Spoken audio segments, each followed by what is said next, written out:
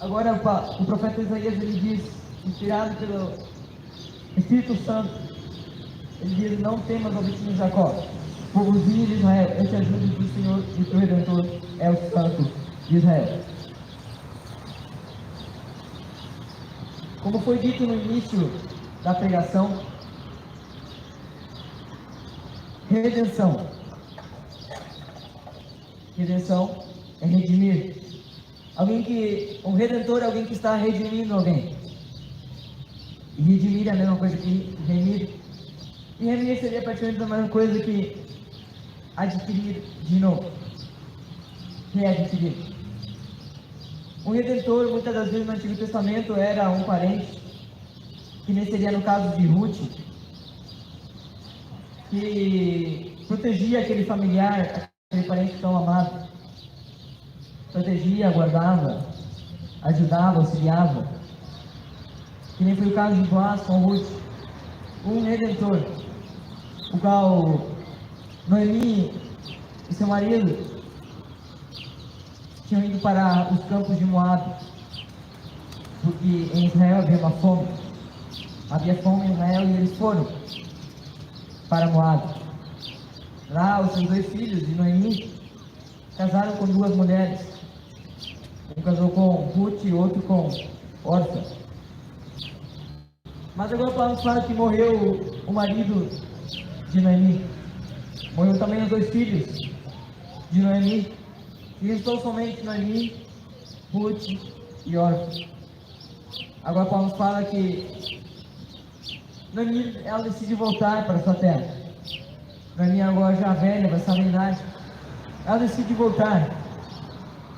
E as suas 2 noras vão junto com ela, você não sabe o ponto do caminho, mas é aí que Noemi fala para as 2: voltem para sua terra. Resumindo a palavra. Mas agora Paulo fala que Orfa não volta para Moab, mas Ruth ela decide ir com a sua sogra.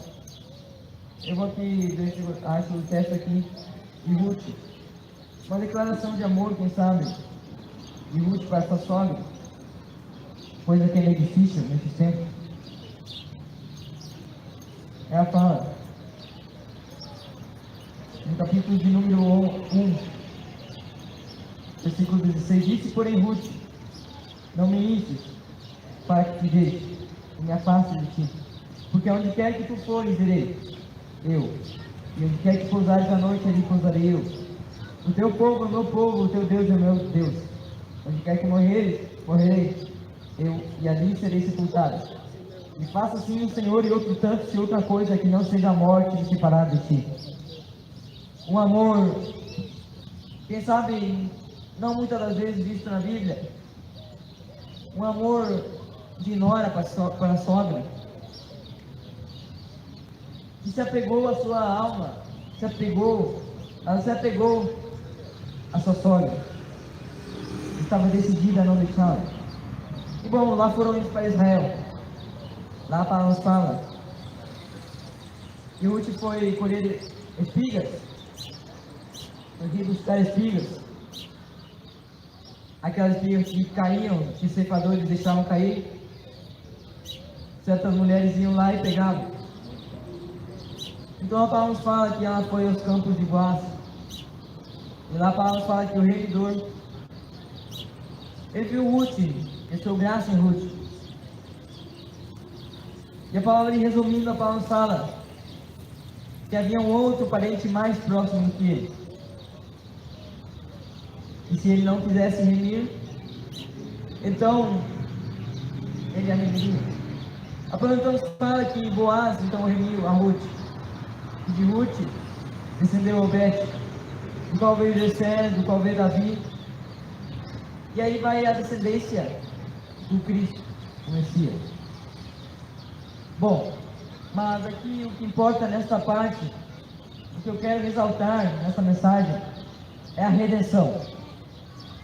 A redenção que Cristo fez se semelha muito a esta, foi citado agora há pouco. Eu quero ler um texto que fala de redenção.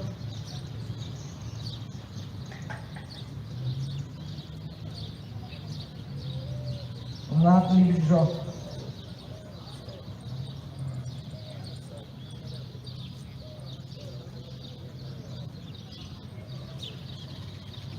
Livro de Jó, capítulo 9, versículo 25. Agora falamos relata do livro que foi escrito por um homem. Ou não sei se foi escrito por ele mesmo, mas o que importa é que o livro trata do seu principal de Jó e do seu sofrimento. Uma história que encoraja muitos que estão passando por dificuldades. Uma história que encoraja muitos que estão sofrendo sem causa nenhuma. Uma história com a fala que Jó era o homem mais rico do Oriente. Vamos lá para o livro de no primeiro versículo, capítulo de Jó. A palavra fala: havia um homem na terra de Uz, cujo nome era Jó. E este era um homem sincero,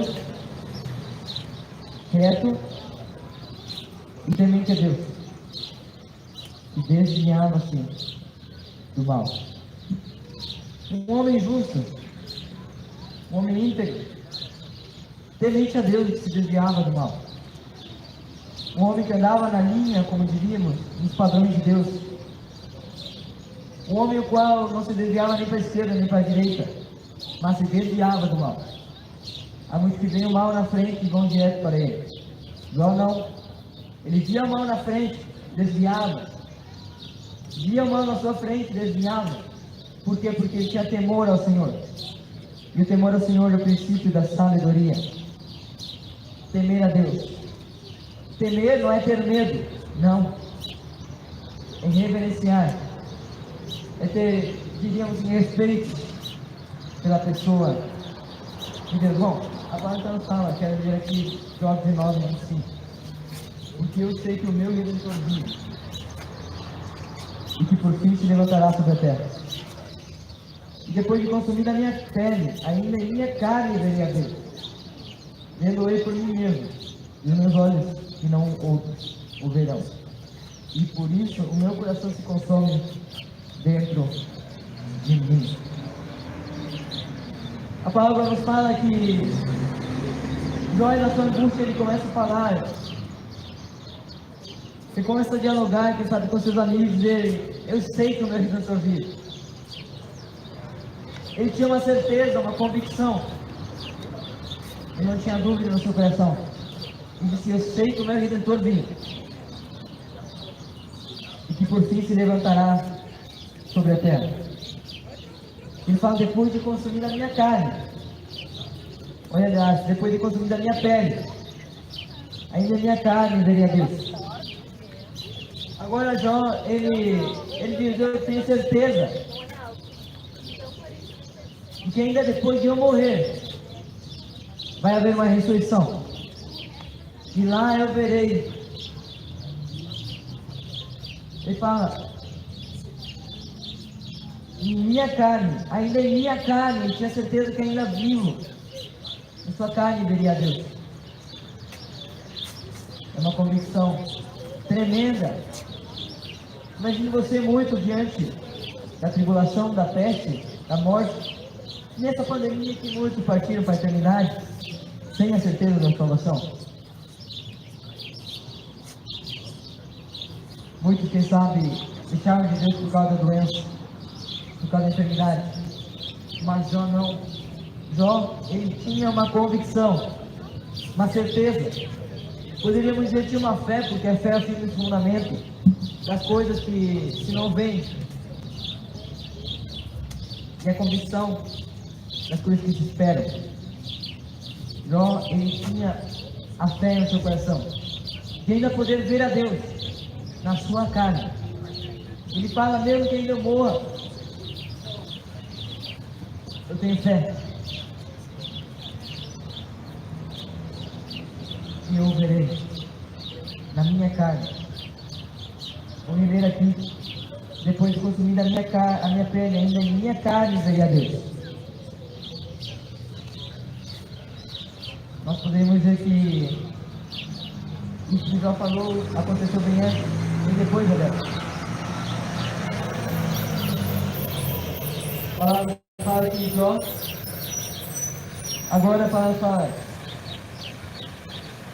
se cumpriu o seu desejo de ver a Deus na sua carne. Sabe por quê? Porque aqui fala o livro de Jó 42, versículo 5.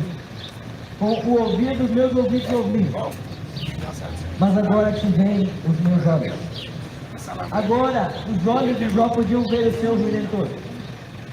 Podiam ver aquele que estava readquirindo. Podiam ver agora nos seus olhos a sua esperança. Diz que a esperança é a última que morre. Mas agora Jó viu a sua esperança realizada. Não sabe que todas as suas dúvidas agora foram esclarecidas quando ele teve um diálogo de tete a tete com Deus. Todas as suas dúvidas agora foram esclarecidas quando ele teve esse encontro com Deus.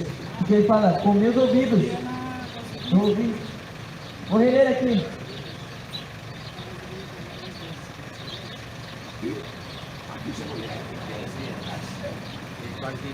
Ele fala, com o ouvido dos meus ouvidos eu ouvi,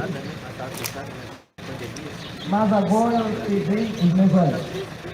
Há muitos que só estão ouvindo falar de Cristo. Quem sabe você é um que nessa tarde só está ouvindo falar de Cristo. Mas quando o homem tem um encontro com Deus, ele conhece com os seus próprios olhos a sua redenção. A redenção se aproxima, na qual os céus dessa terra passarão, no qual a terra e tudo que não já será consumido por fogo. Todas as obras serão consumidas por fogo. E a terra será remida, readquirida dos meus inimigos.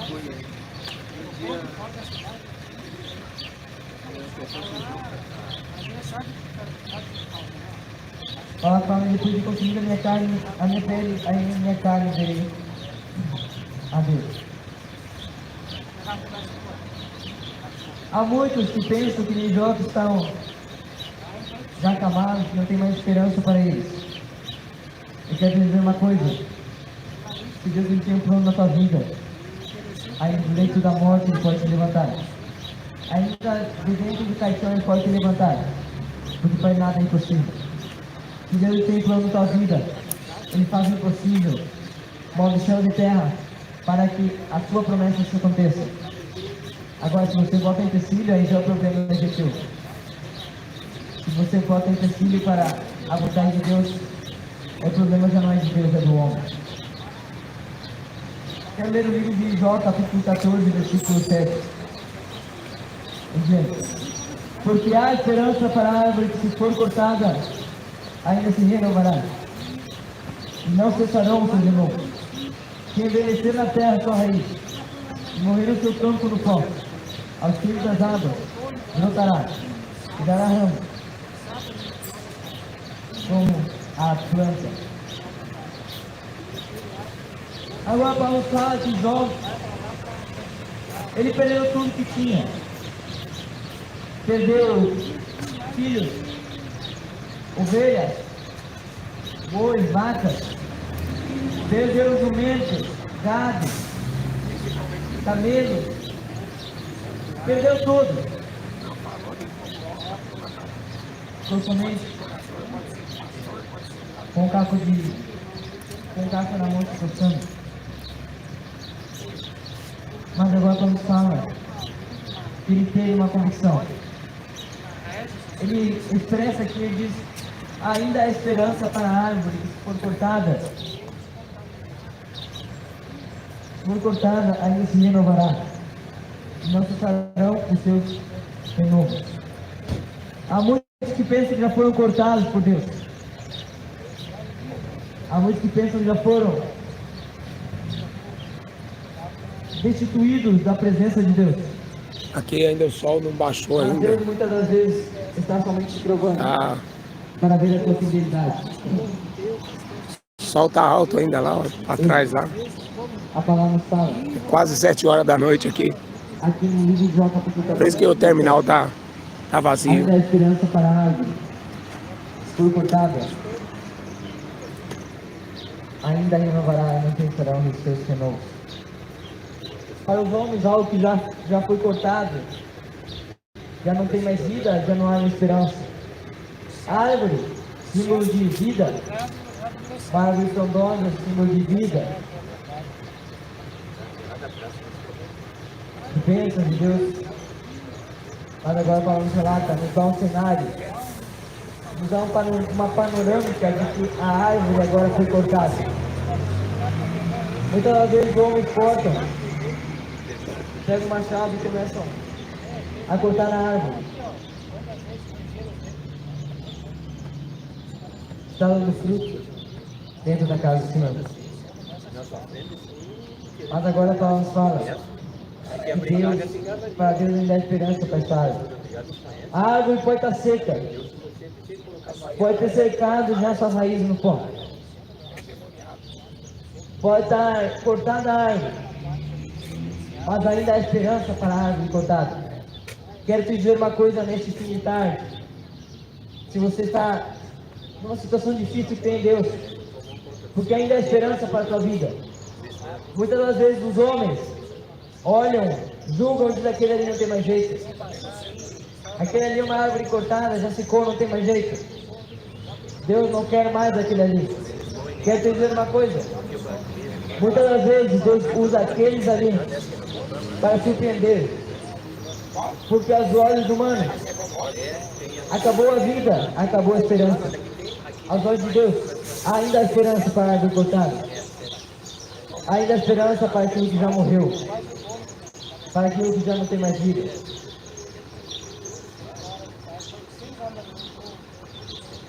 Deus, Ele é aquele que trabalha nas impossibilidades do homem. Mas é necessário o homem sair do pecado, sair do charco de lodo. Porque não é somente que Deus te perdoou e já acabou. Não. Aí ele começa a viver santidade. Não somente no corpo, não somente na alma, mas também no espírito. Espírito, alma e corpo irrepreensível para a volta de Cristo. Porque assim como aquela mulher adulta, a qual foi apanhada em adultério, está descrito sua história lá no livro de João.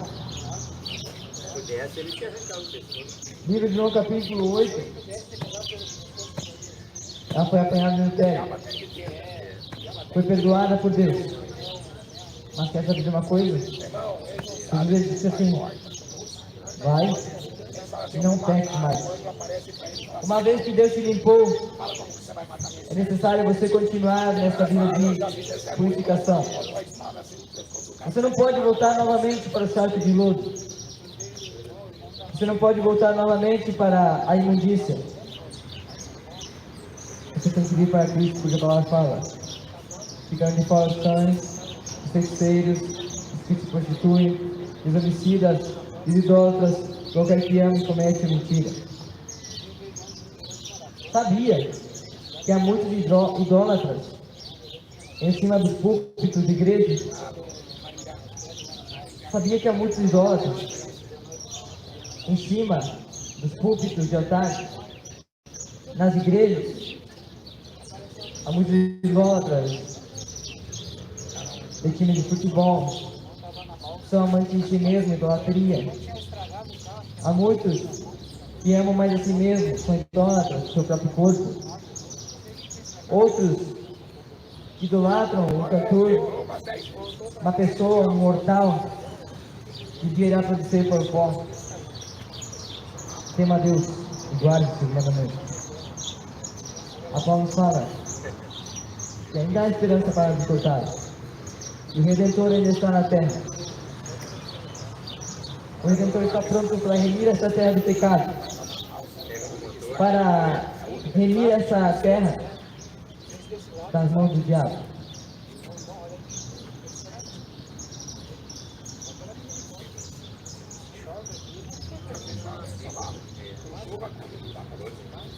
A palavra fala que o Espírito Santo é que ele convence o homem do pecado, do juízo e da justiça. A palavra fala do pecado do que não crê em mim, do juízo, porque o príncipe deste mundo já está julgado e condenado.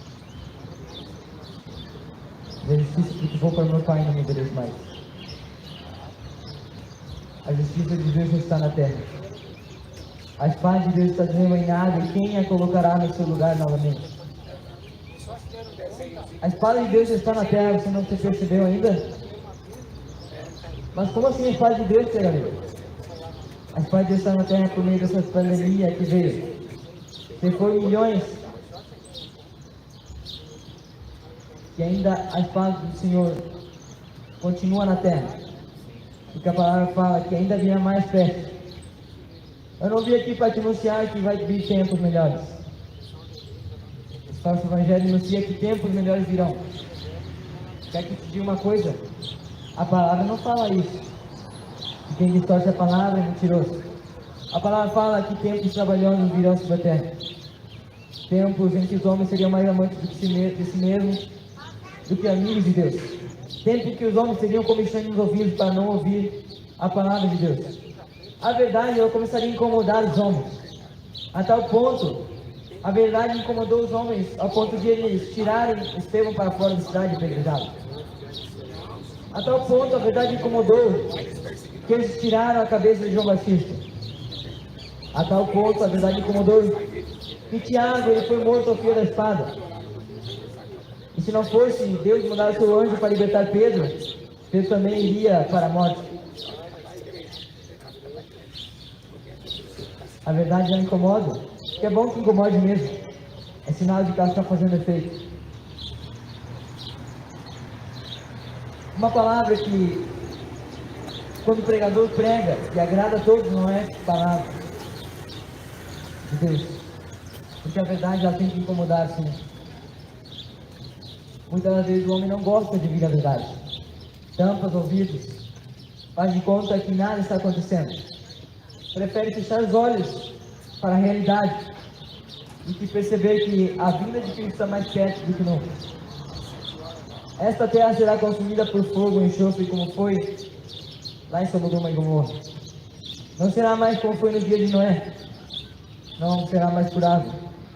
Será por fogo para queimar toda a impureza e pecado que esses homens cometeram. O juízo de Deus está na terra. A redenção ela está pronta para vir. O Redentor está pronto para te remir o teu pecado, para te readquirir. Mas você tem que aceitar. Há muitos que preferem acreditar em livros mortos, em procissões que de nada valem, porque o ídolo nada é. E aquele que faz um ídolo, que adora um ídolo que faz semelhante a ele. Há um monte de gente muda, surda, que não consegue nem andar. Mas como assim? Eu estou andando de um lado para o outro. Espiritualmente está preso, meu amigo, porque não acredita na verdade. Prefere dar ouvidos a um ídolo surdo, mudo, que não tem poder para nada. Prefere acreditar em ídolos, em imagens de escultura feitas por mão de homem, do que acreditar na palavra de Deus. A palavra fala em nenhum outro nome é dado entre os homens, pelo qual possamos ser salvos, no nome de Jesus Cristo, o homem. Jesus Cristo é aquele que salva da condenação. Somente Ele é o Redentor. E não há nenhum outro intercessor que possa levar as nossas súplicas ao Pai, a não ser Cristo. E a palavra também fala que o Espírito Santo intercede por nós com gemidos inexprimíveis. Sabe o que é isso? Você está desprezando ao Espírito Santo para acreditar que Maria pode levar as tuas orações a Deus. Que ídolos podem levar a tua oração a Deus. Sendo que Deus não está nem te ouvindo, nem te vendo. Deus está com suas mãos, com seus olhos, tapando seus olhos para não ver a iniquidade desse mundo. A loucura. A palavra de Deus é loucura para os que perecem, mas para nós que somos salvos, é poder de Deus. A palavra de Deus, a mensagem da cruz é loucura para os que perecem. E a loucura de Deus é mais sábia do que a dos homens. Você se acha inteligente com a sua própria sabedoria? A loucura de Deus é mil vezes mais sábia do que a tua sabedoria terrena. Porque a sabedoria terrena é diabólica, é terrena, é carnal. Mas a sabedoria vem do Pai das luzes e é celestial, no qual não há sombra de dúvida nem de variação. Creia na palavra de Deus. Não creia em pastor, nem em padre, nem em reverendo, nem em denominação religiosa. Não creia em doutrinas de homem, nem em doutrinas de demônio. Não acredite quando disserem, aqui está o Cristo, ou está ali. Não vale, nem esse gás. Porque assim como o relâmpago vai do ocidente ao oriente, ou do oriente ao ocidente, assim será também a vinda do Filho do Homem. Já viu um relâmpago? Ontem mesmo estava chovendo. Você pisca um olho e ele acha que é bem mais rápido do que o piscar do teu olho. Assim será vindo do Filho do Homem. Deu uma piscada. Isso foi. Ele já veio para levar a sua igreja. E muitos serão pegos desapercebidos. Cuidado para não ser pego desapercebido. E seja como a lâmpada acesa com a sua buchita e com azeite e reserva. Que Deus vos abençoe. Em nome do nosso Senhor e Salvador Jesus Cristo. Amém.